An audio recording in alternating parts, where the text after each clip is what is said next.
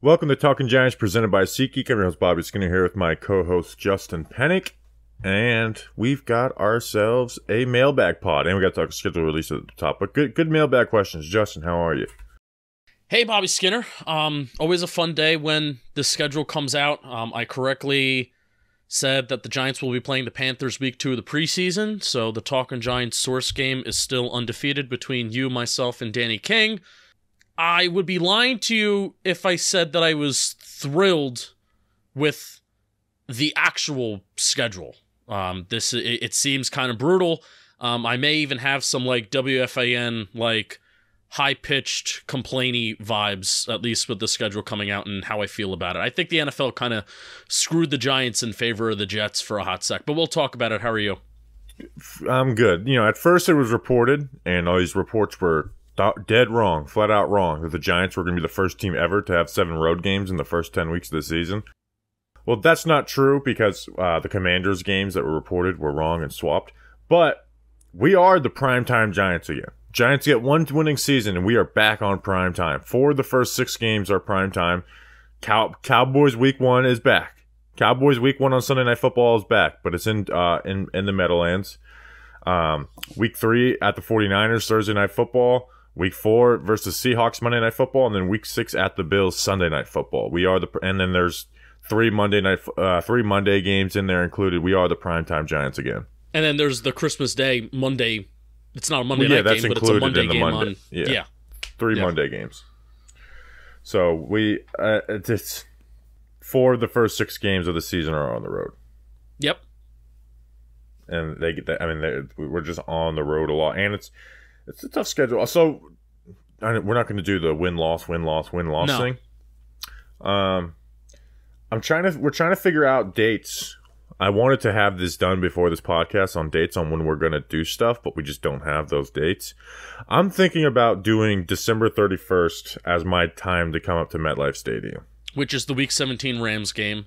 Yeah, it could be either season's done, we don't care, or hopefully it's clinch a playoff berth like it was Week 17 last season. Which I like that. I like that. It sucks that it's New Year's Eve. I know a lot of people like myself like New Year's Eve and not really New Year's Day. It's actually New Year's Eve that I actually spend a lot of time with friends and family and stuff like that. It's a 1 o'clock game. We can get recorded by. Yeah, we've done that before. Remember there was it was 2017 New Year's Eve. It was probably the coldest game that I've ever been to, and I couldn't even stay the whole game. The Giants actually was one of the 3 games that they won in 2017. But man, so we'll keep everybody updated as we know with tailgates. We want to do things much bigger and better this year. Not even better, but we just want to do things bigger this year with tailgates, away game watch parties. We kind of have that decided, but we'll announce those things as they come. But man, I kind of want to get mad right now. I'm a Giants fan. This is a Giants fan podcast. This isn't just, we don't consider ourselves unbiased reporters here. There are times where I get really mad and really biased or really happy and, Giants biasy at times, right? Because I'm a fan. And there are times where I get hey, this kind of sucks for the Giants. And this, especially this start of the season, Bobby, it kind of sucks. There are some silver linings where at least they get to maybe stay out west. Because they're going to go to the Cardinals week 2 out there in Arizona. They're going to stay out there because then just 4 days later, they have a Thursday night game against a really good team in the 49ers. But still, man. It's still a road game. I don't care if they're staying out there. It's still a road game. It's not an advantage.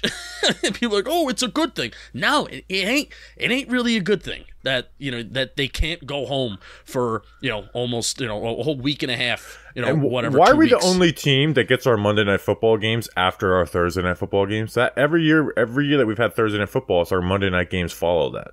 It's if you're gonna give us the rest, give us it for a Sunday game. But, yeah, for sure. And even the stretch of. Not only just to start that little West Coast trip that we're doing week 2 and week 3 where we stay out there, even week 5 to week 6 going from Miami to Buffalo. Those are 2 really good teams that we are playing back to back, both on the road.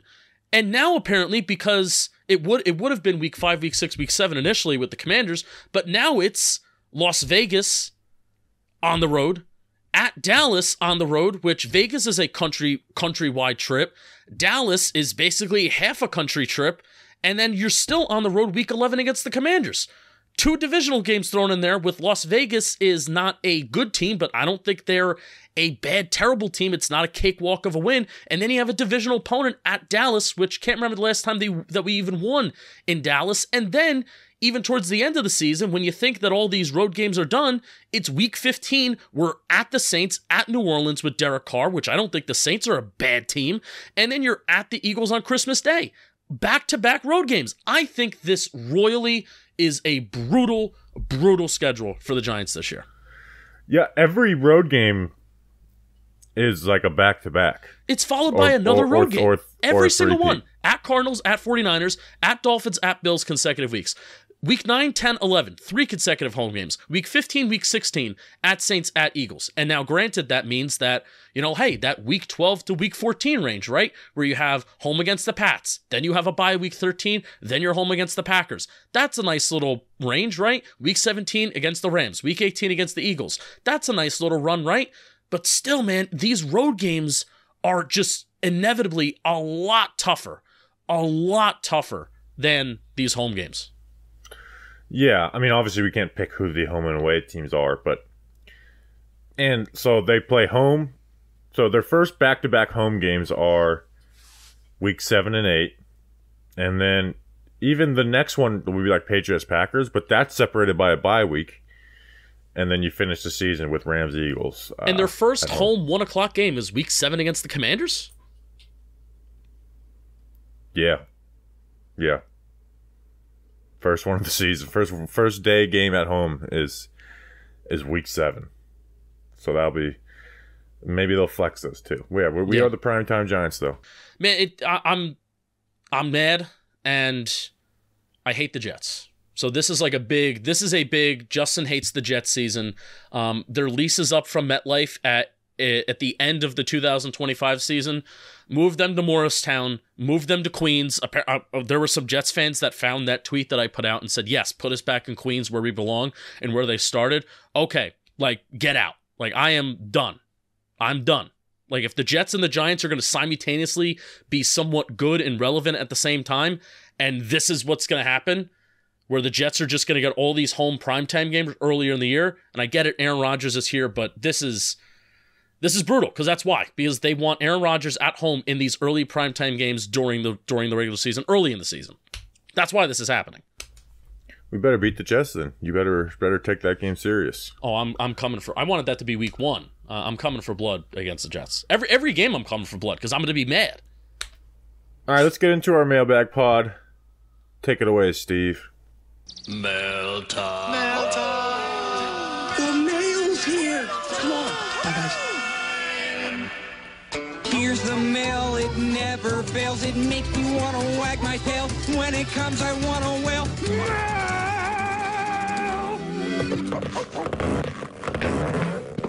Thanks, Steve from Blues Clues. Justin, let's get into the mail. First question is going to be coming from Paul at Okane_98. In my opinion, there seems to be 3 starting roles up for grabs on defense. Slot corner, second safety alongside McKinney, and whoever starts alongside Okereke. Right now, who are the number 1 options there come week 1? So, not going to do the slot corner part of this. I actually want to see OTAs play out a little bit to see where they're aligning guys and stuff and who's, So we're going to talk about inside linebacker 2 and safety, though. I want to start with safety, Justin. And this take hit me, right? After the draft, you're thinking about where this guy's going to play. Javarius Owens, despite being a 7th round pick and the second 7th round pick of the Giants, in my personal opinion, is a better prospect than Dane Belton. And McKinney's going to be the free safety. Now, we'll talk about McKinney late in this a little bit, but McKinney's going to align in different roles. So this will be, I think it can be different guys on a week-to-week basis. But if week 1, Xavier McKinney is playing free safety, and we're wanting to work out a single high, which Wink Martindale likes to do, and McKinney's that deep guy, I kind of want Javarius Owens to win that job because he's the guy who I think fits the box the best. Yes. Right? He takes on blocks better than anybody else in this safety room. He plays more aggressive and physical up in the run than anybody in this safety room.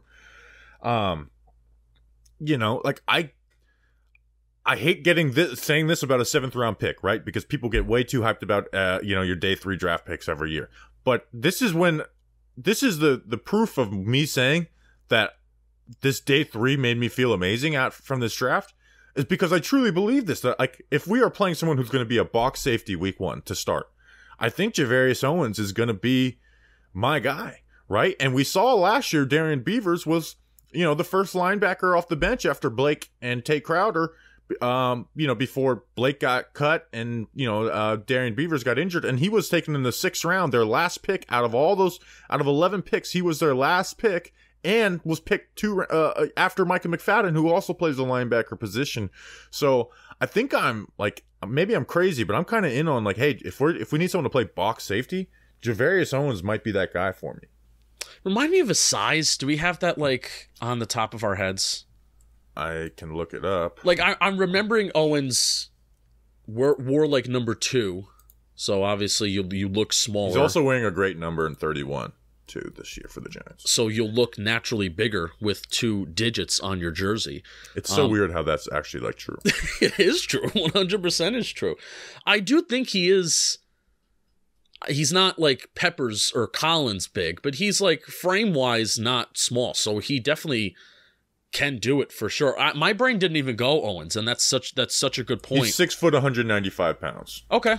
I think he's a little long though too, which may help him there too.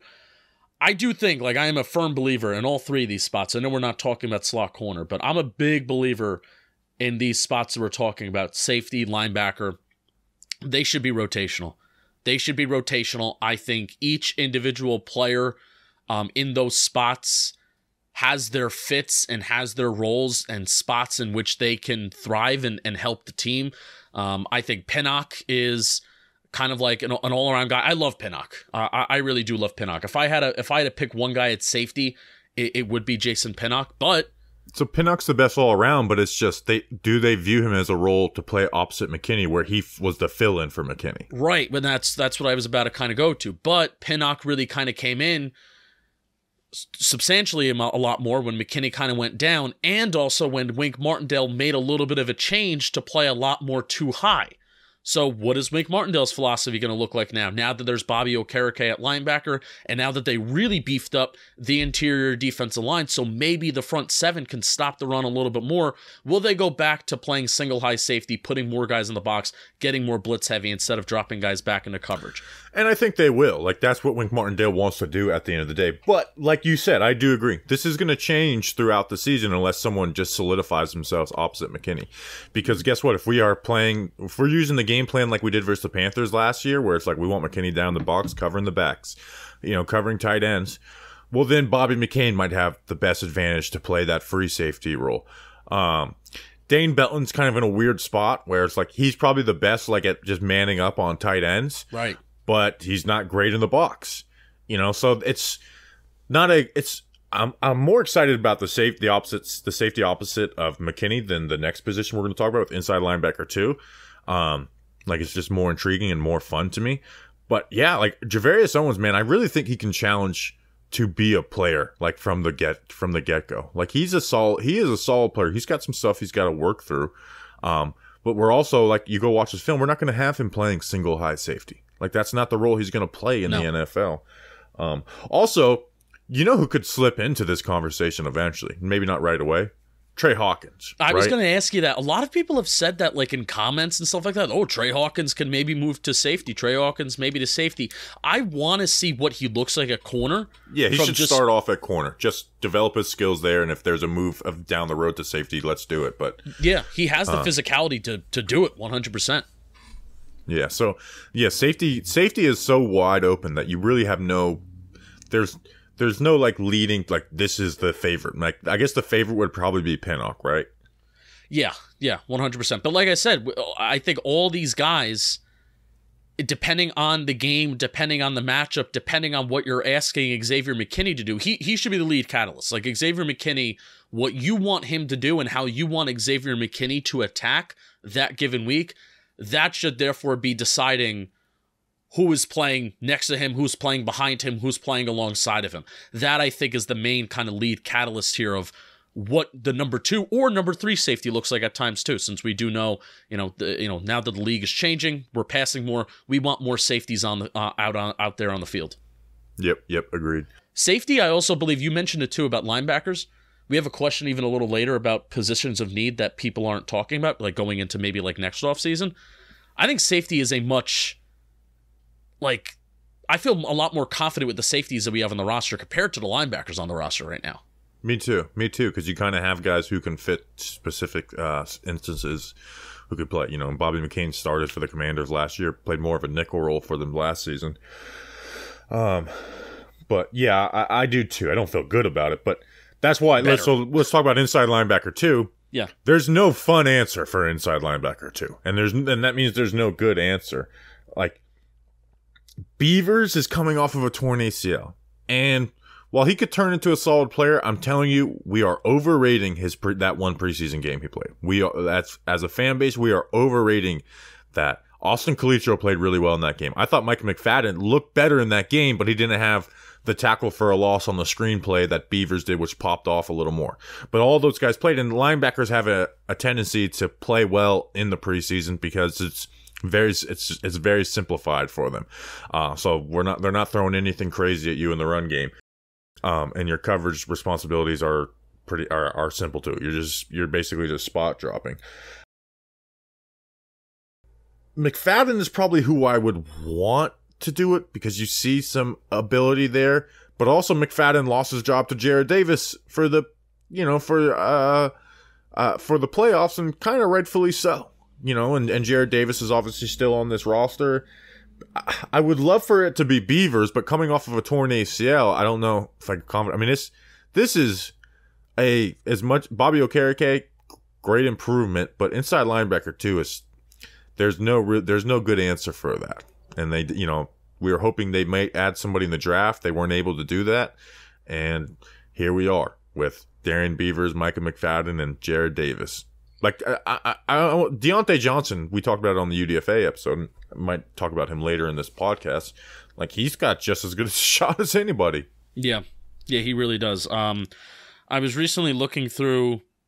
I sometimes like to look through Giants players, the photos in which they're tagged in, because sometimes that tells more of a story of what they're doing and where they've been rather than like their actual Instagram photos themselves.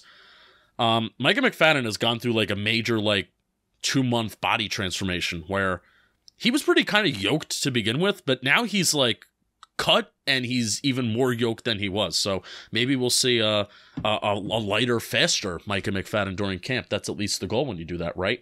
But ideally, because Micah McFadden's a draft pick, that's who you want starting opposite of Okereke. But right now it's Davis. I have to lean Gerard Davis, even though I don't want to, and that's not the sexy answer. This is a guy fair. That's getting the vet minimum, but as of right now, that's what I'm leaning, because that's just what we have on the roster right now. Yeah, that's totally fair and understandable. I mean, again, they played him over, Micah McFadden. And Davis is probably going to look good in the preseason, too. He's the type of guy that's going to play well in the preseason. And they also brought Davis back, which usually sometimes you'll see teams make. They didn't bring Jalen Smith back, and they brought back Davis. No, they make these late season additions. We know that the Giants were waiting and waiting and waiting for the Lions to do something for Davis, and they just never did. They brought him back, which usually sometimes teams don't do that with those late season acquisitions. So I think, it doesn't mean something, doesn't mean anything. I don't know. But right now the Giants don't have a lot of depth at that second linebacker spot. Yeah. So the next question is about adding a piece at a position. If there was one position that you said they're going to sign someone at this position before training camp, it's inside linebacker. Yeah. Now, not a good player, because I think we're back in vet minimum land right now, but I think that's more likely. All right, next question, Justin. But ideally, too, I would love to see Darian Beavers, since we know he's a little bit slower, we know he wins in that phone booth. If there are certain plays where Beavers looks all right, Darian Beavers put him at Mike linebacker, and then Okereke, being the athlete that he is, he can fly sideline to sideline. So you're gonna have to Okereke. No, it's in a 3-4 in an odd front defense. It doesn't matter as much because they're both playing inside linebacker. but Okereke is going to be the mic. Sure thing. All right, next question. Nico Risen at _kaboom_ read an ad. If you haven't already heard, the leaders in below-the-waist grooming are traveling north of your South Pole with their revolutionary Beard Hedger Pro Kit. Bam! Plus, they've now launched the brand new Weed Whacker 2.0. 2.0. Manscaped now has a brand new nose and ear hair trimmer. Time for you to upgrade your toolbox by going to manscaped.com and using our code GIANTS for 20% off plus free shipping. Manscaped has been great. They send us all this stuff, and I actually use it. They sponsored the draft streams. We were showing off their stuff there, so Manscaped's the best. Can I tell you something? Tell me something. Lucas sent me a message today. He bought the Performance Package 4.0, $28 off his purchase, plus free shipping. So, I mean, if shipping is usually... How much is usually shipping? $15? $10? It's a lot. It's a lot. That's like a lot of money off of there. So thank you to Lucas. He's a bread enthusiast. He bought the Performance Package 4.0, and he's like, look at this. Thank you. The kit starts with the Beard Hedger, a waterproof cordless trimmer that has a rotary wheel that gives you 20 hair cutting lengths, all with one garb.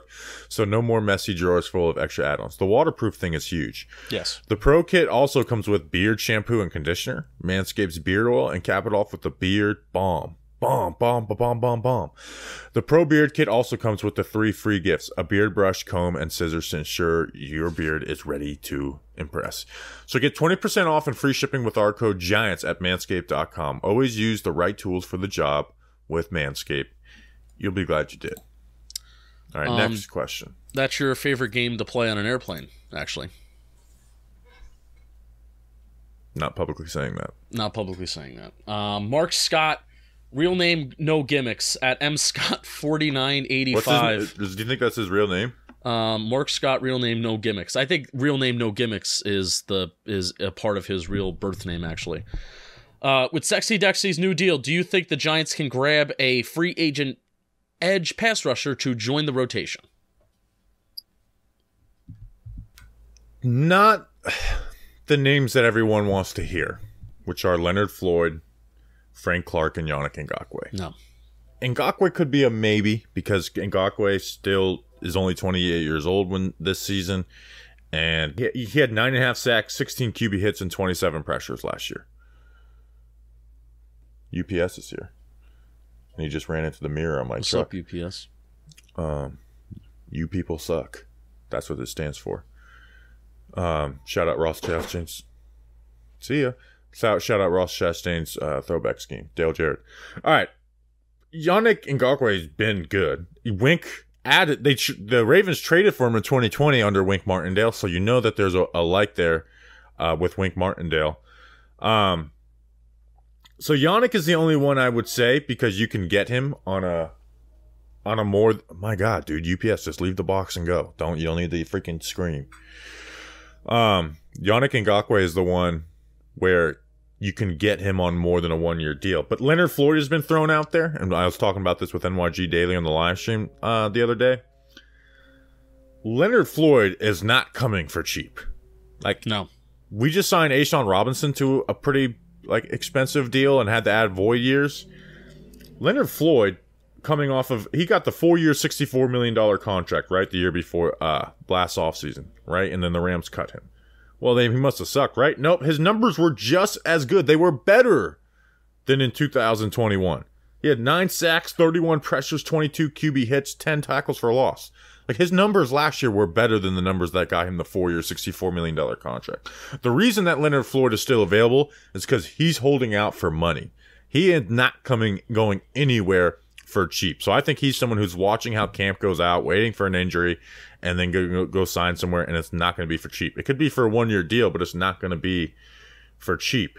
And then Frank Clark hasn't been anything special the last few years. It's been solid, but not a game changer. So I think we're just kind of stuck with what we got. If they sign someone, it's going to be someone on a minimum that you don't know their name. Yeah, I agree. They just don't have a lot of money right now. They shouldn't really be unless you wanted to get Yannick Ngakoue and sign him to a contract that's more than 1 year, 2-3 years. And if you that's a guy you truly the coaching staff and Joe Schoen truly just want this guy on their team, and it's not simply looking at, we don't like our edge depth, we got to add somebody, but just someone they truly want on their team. You could do that with Ngakoue. But Leonard Floyd is going to be 31 this season, playing really well. He's not coming for cheap, and the Giants should not be. Again, the Giants are a better team now, right? They've added, especially on the offensive side, they've added pieces. They add Okereke in the linebacker room.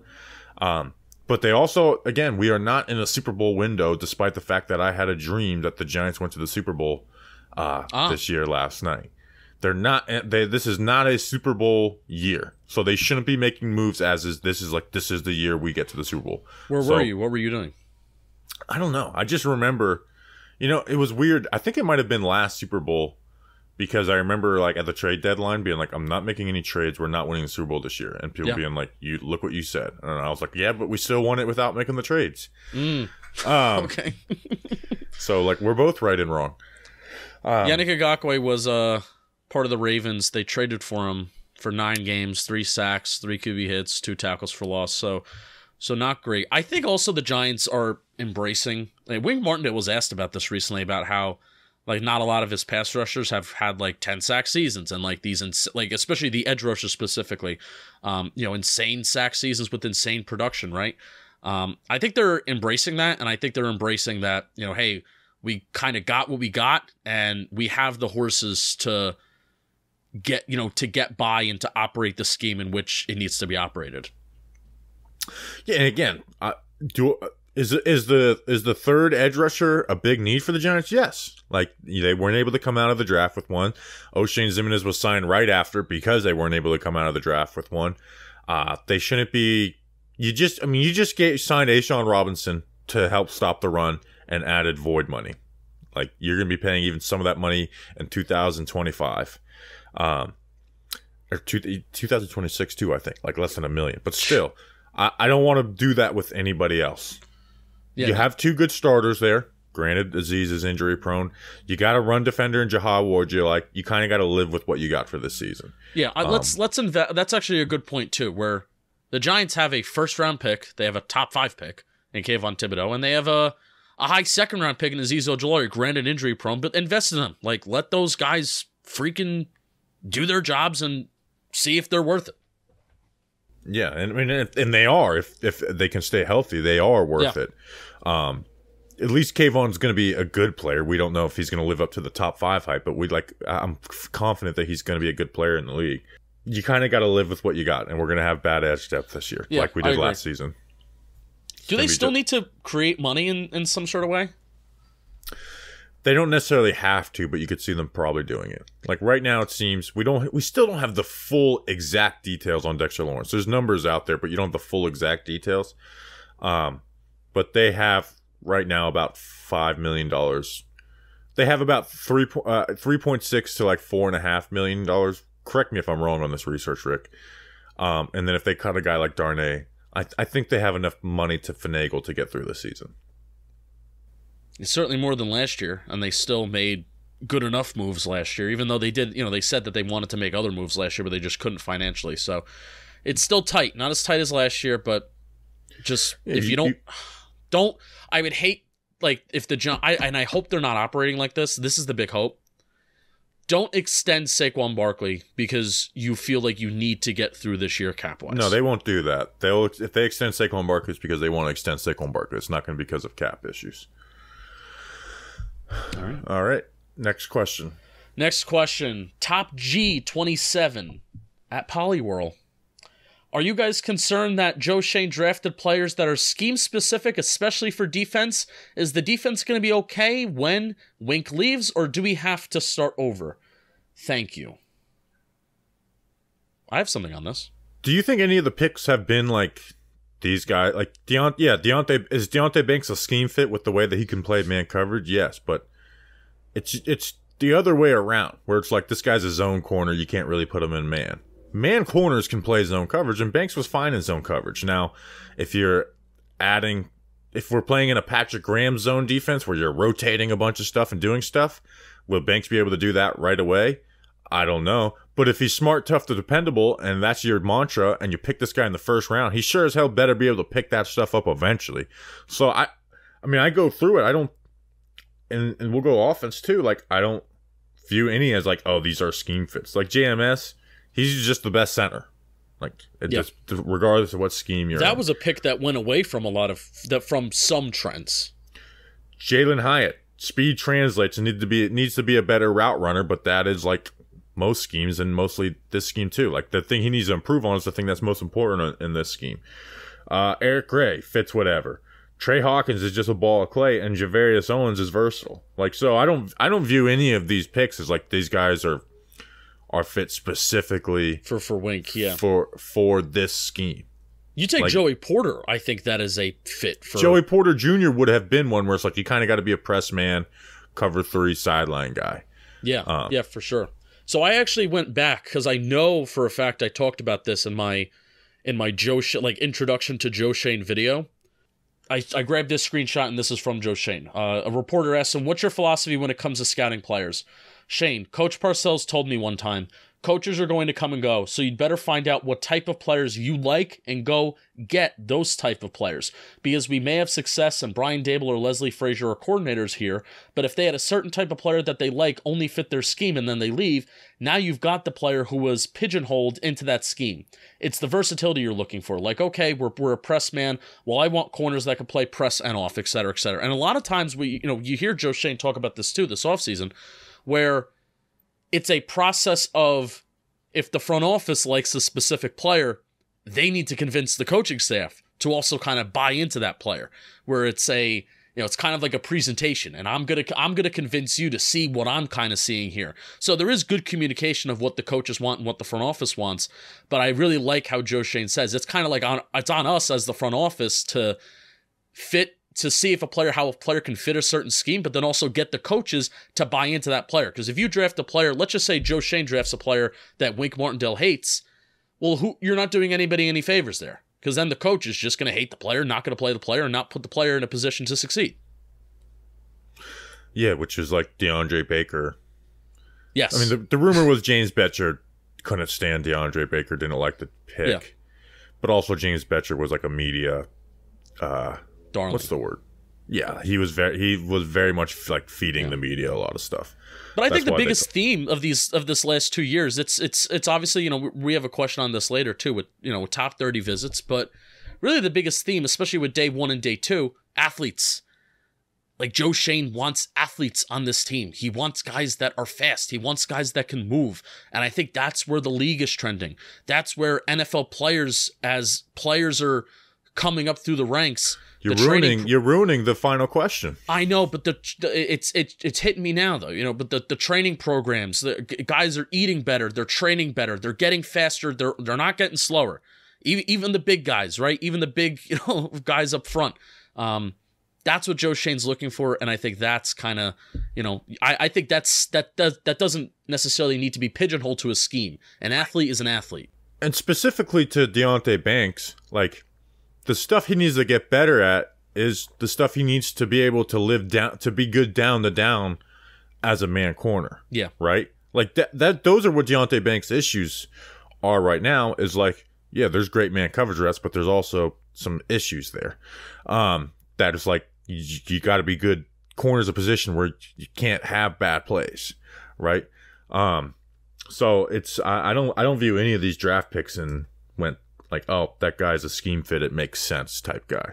Like, Azeez Ojulari was very much like, okay, this is a scheme fit for Patrick Graham.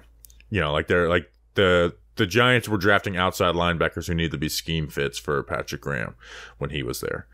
And they didn't play Marcus Golden, who was like their best pass rusher on that team. Still maybe one of the bigger mistakes of Patrick Graham. All right, next question. Next question, Bobby. I'm skipping a question, but I'm going to come back to it because Nico Reisen is telling us again that we have to read another ad. And that's true. We do have to read another ad. And this ad is talking about Roan.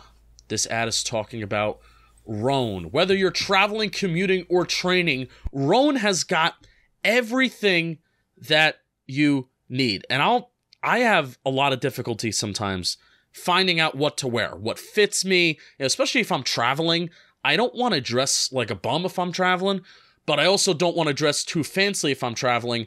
And I have some awesome options from Rhone that is both comfortable, flexible, and really looks pretty nice too. So Rhone helps you get ready for any occasion with the Commuter Collection, which offers the world's most comfortable pants, dress shirts, quarter zips, and polos. I'm a big polo guy. Rhone's comfortable 4-way stretch fabric provides breathability and flexibility that leaves you free to enjoy what life throws your way. Breathability and flexibility, that's my love language. It's time to feel confident without the hassle. Time to feel confident without the hassle. With Rhone's wrinkle release technology, wrinkles disappear as you stretch and wear the products. That's some fancy tech. With Gold Fusion anti-odor technology, you'll be smelling fresh and clean all day long. And on top of that, Rhone is 100% machine washable. That sounds great. Head to Rhone.com/Giants and use promo code GIANTS to save 20% off your entire order. That's 20% off your entire order when you head to Rhone, RHONE.com/Giants. And use code GIANTS. You'll be glad you did. Art just tweeted out the full schedule. Does that include the preseason schedule? Just kidding. He didn't tweet it out yet. Oh. Tough.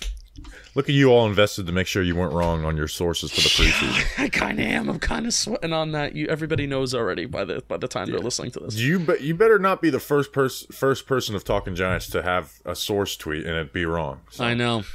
Eventually it will happen. You don't want it to be it because that might take us out of the source game. Where it's like we become unreliable. All right, next question. Danny King. I want him to be the first. We should give Danny King something intentionally wrong. Yeah, that's what we should do. We should actually lead Danny King astray. All things Giants at Giants Things. Just off your film study, which UDFA this year is your fave? Fuck also, Danny King. I hope to God both of Hyatt's cleats fit. I also hope they fit too. All things Giants. Let's get some episode recaps going back. I know. This is the best time of the year to do it. To me, it's Deontay Johnson, and part of that is the need on the Giants roster for inside linebacker too, the linebacker out of Toledo. Bryce Ford Wheaton is probably the most exciting, but I don't know if I ever see a guy who's going to be playing consistently in the NFL with him. Deontay Johnson, I can see himself playing, I could see it being week 13, Deontay Johnson's our starting linebacker. Yeah. He actually just plays linebacker. So my answer would be Deontay Johnson. I put Tommy DeVito. I had the question is, did you have the most, who did you have the most fun? Or I made it like that. Which UDFA this year is your favorite? Tommy DeVito is my favorite. Who's your favorite who's actually going to play? Because Tommy DeVito will become everyone's favorite, but if he actually plays in the game, probably will hate him. Yeah, that's true. By the way, did you see, now this probably doesn't fit the Giants because he would be on the practice squad for the Giants. I would love to get Malik Willis as our third quarterback and on the practice squad, but I just think he probably will go somewhere else. I would love for the Giants coaching staff to be able to do some developmental stuff with him as our practice squad guy. I know everyone, because there was so much hype for him, there's also clowning of him, and I get it. Hey, go at it. But there is undeniable talent there that I would love for him to develop as the Giants' third quarterback. Imagine seeing him slinging in camp. Oh, it would be fun. Now again, he's got a major improvements to go to ever be an NFL quarterback.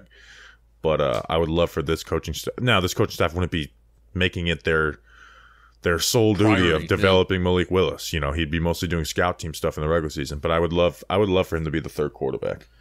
Yeah, for sure. So I have Deontay Johnson 2 behind Tommy DeVito, who was my favorite. No Bryce Ford Wheaton love. And I have Baldonado 3rd. Yeah. See, Baldonado is probably the best guy who has a chance to be a guy who just plays in the NFL long term. But he's not my favorite because I'm let's go down the down. Let's bring it down the down. And there's too much inconsistency in his game to make him my favorite. But if you said which guy has the best chance to be on an NFL roster 4 years from now, Baldonado is probably that for me. If Bryce Ford Wheaton had more plays that wasn't just your contested catches, then I'd be but he just doesn't have a ton of those. Yeah.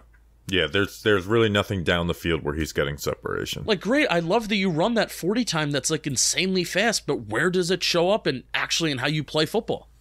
Yeah, definitely agree. But again, Bryce Ford Wheaton's probably the most exciting out of the bunch too. Yeah, but he wasn't like my favorite watching him. He was my favorite when I just saw the 40 time and I saw the intangibles and I saw the measurements. It's like, whoa, like this is really freaking cool. And then you watch him and it's like, well, the thing that you do best does not match what you're supposed to do best. If that makes sense. He's like basically your speed. a contested catch guy. So. Yeah. All right, next question. Next question is coming from Chris at Chris_bomb. Boom. A lot of bomb talk on this podcast. A lot of bomb talk. Would you prefer McKinney with the green dot again to have continuity, or have Okereke take over that role? We talked about this maybe about last week, but I feel like you have a definitive answer now. Yeah, good job by Chris knowing what peaks like. Ooh, I know how to peak their instinct. So great job. Like A plus listening, because it's like, okay, I know how to get these guys to answer my question. So I do have a definitive. Bobby Okereke. One. Bobby Okereke has a set role on this team. Mike linebacker. That's what he's going to play every single week, right? And that's what most teams do, is use as their Mike linebacker. Also, Wink Martindale, that question came about. They asked him, is McKinney going to wear the green dot? If he was, you would think that Wink would just be like, yeah, of course, he's going to do it again. But he brought up Bobby Okereke could be in the mix of that. We haven't had a linebacker do that since C.J. Mosley in Baltimore. So the linebacker traditionally does that, and Bobby Okereke has a set role. McKinney's going to be asked to do a lot of different things on a week-to-week basis, and he should. Like, you have that guy who's good at all different roles of playing safety. You can have him play in the box, and he would have been you'd be your second best linebacker on the team. He plays deep safety much better than anybody on this team. You can put him at nickel corner and be good. We saw that a little bit in 2020. So I want McKinney being able to just focus on his role from a week-to-week basis, and we're going to have other safeties next to him where communicate with those guys. So the linebackers traditionally done it. Bobby Okereke is going to have a down to down doing the same thing every single week, right? And the fact that McKinney, there was times where there wasn't the best communication on the defense, and you had 10 men on the field and teams scoring touchdowns. So I just want McKinney focusing on his role and helping the other safety next to him, and being able to, hey, if we're disguising stuff, which we saw McKinney do so well under Patrick Graham to create all those interceptions, is you got to be really locked in pre-snap and knowing what they're doing. Yeah. And I want McKinney in that role, and I want Bobby Okereke being the green dot guy. Yeah, as this Giants defense gets more depth, and just better names are added overall, I want playmakers on this Giants defense. I feel like that's what they need. How many interceptions did we have last year? 5? 6. Like, that's insane. That was the lowest in the NFL. That's insane, man.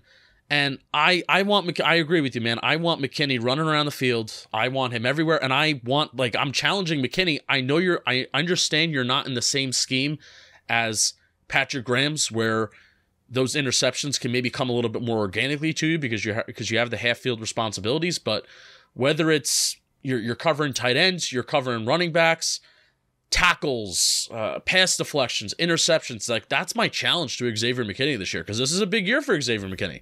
This is the contract year.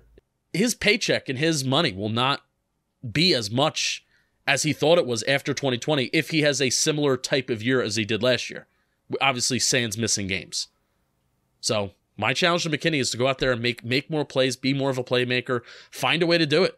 Find a way to get some more interceptions, passes deflected, tackles, and be that dude. Yep. So I want Okereke to be the green dot. All right, next question. Sal from upstate at NY Giants fan 005.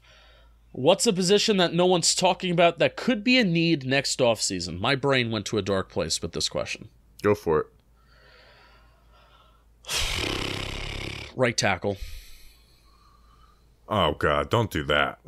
Evan Neal's going to get better. We got to have some faith in the guy. It went to a dark place. I also said tight end. Why? Why tight end?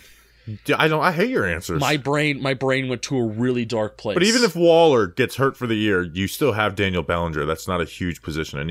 It'd be corner because Adoree' contract. I have listed, and then also I have wide receiver. Adoree's contract is wide receiver. People expect that. People want a wide receiver one. Right. Like if you ask me what position do we draft in the first round next year, everyone's going to say wide receiver. Cornerback because Adoree's contract is expiring.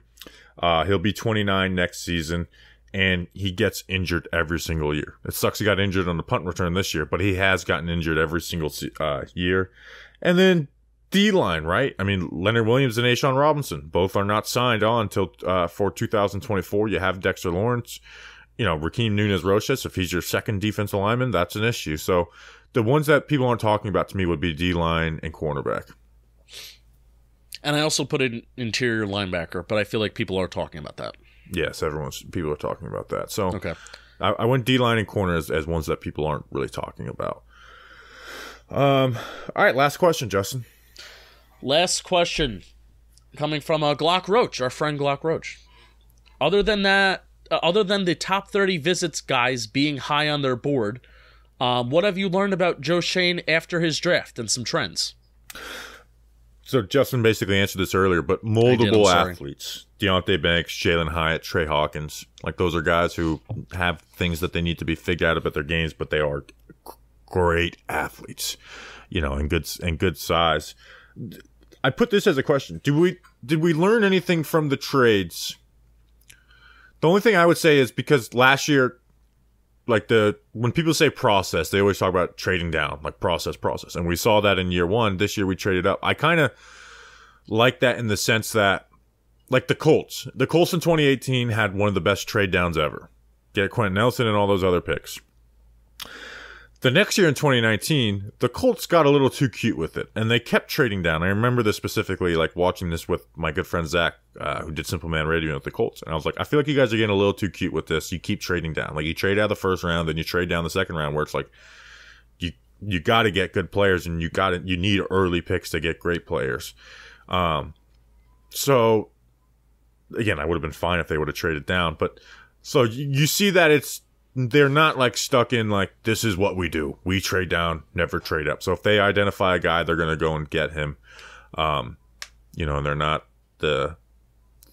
they have conviction in wanting a guy, where there is and this might be more on social media than it is actually in NFL front offices, but it's like always trade down. Like you can't be perfect, but at the end of the day, you got to have conviction on players and go and get players. Yeah. I feel like last year was, maybe outside of the, maybe the first two rounds, right? Because you want those guys to be difference makers no matter what your roster looks like. But last year was very much about, we need bodies on this team and we need to fill out positions of need and just depth kind of everywhere. Versus this year, especially these top 100 picks in the first two rounds, feels like we are getting players that will make a difference and really be difference makers on this roster, not just guys that, hey, maybe at best they're depth guys and they can fill a slot here, they can fill a slot there. At their best, these top 100 picks, they will be making a difference. So that felt pretty good and that felt pretty solid. I put a question on age primarily on day one and day two, but the JMS pick kind of threw everything off. Where that's here's the thing, though. It's. I'm sure they want younger guys, but JMS at 57, you have to take him. Yeah, I agree. Yeah, 100%. So I still think that, like, I don't think JMS like up there. They're against that. They don't want. They don't really care about age. I think they do, but it's. John Michael Smith was there at 57. There was no way that you could pass that up. But it's not like black or white. Where if you're older than 23, yeah, we're not like the Browns where they flat out won't do it. Like the Browns would have passed on John Michael Smith if they had the center need that we had. So I mean, in terms of the question of what have we learned, like I have age primarily on day one and day two. I would still say that is a theme for the top 100 picks, that they like to go a little bit younger. But one of the things that we learned is that they are willing to break that, and that's awesome for a player. That makes sense. I thought they casted a wider net on schools this year. I do not think Trey Hawkins is a top 30 visit last year. Yeah, I mean, last year he's got his staff in there this year, which made a difference, right. I think, in the draft. He had the first 4 rounds. Joe Schoen had the first 4 rounds done in Buffalo last year, and then he came to New York, and he fired his director of college scouting 2 days after the draft last year. Absolutely. I'm sure there wasn't much trust in his opinion throughout that process. I do think there was a wider net that was casted this year, which is a very, very good thing. Who was the scout responsible for finding Hawkins? Old Dominion. Where's Old Dominion? Delaware. Delaware. Look at that. I believe, right? Or it might be in Virginia. I feel like it's like a southern school. I think it's a southern-ish school. It's not southern. I remember getting recruiting letters from there. Shout out. Recruiting. If you're listening to this and you're in high school and you're getting recruiting letters, they're fun, but don't brag about them. They don't matter. I had like a shoebox full of them. Like Alabama, who I was not on their radar, would send me like 10 letters a week, and that's just like the power of their money. They have a lot My of paper. first letter was from Dartmouth. Like the first letter I got, which was in 10th grade, and I went and played NCAA football as Dartmouth because I was like, I got my first letter. And then at some point you realize they don't mean shit. Old Dominion College. It is. I think it's in Virginia. It's in Virginia? It's in Virginia. Okay. Shout out Richard B. All right, Justin. That's I have one more thing. Go for it. We were talking about the trades. I think something that we saw this past year and last year is that the trades are set up before the draft. I mean, they're not done, they're not finalized, but they're set up with some contingency plans before the draft. Now, part of me feels like that is a normal thing NFL teams do, but I think it's something to note since Dave Gettleman never made any kind of note of that ever happening. So yeah, they have those things set up pre-draft. But Gettleman, I'm willing to guarantee, Gettleman never really did that. All right, we appreciate you guys. We will see you on Tuesday. We'll have an interview. We appreciate you guys. We'll see you then. Enjoy your weekend. Until then, let's go Big Blue.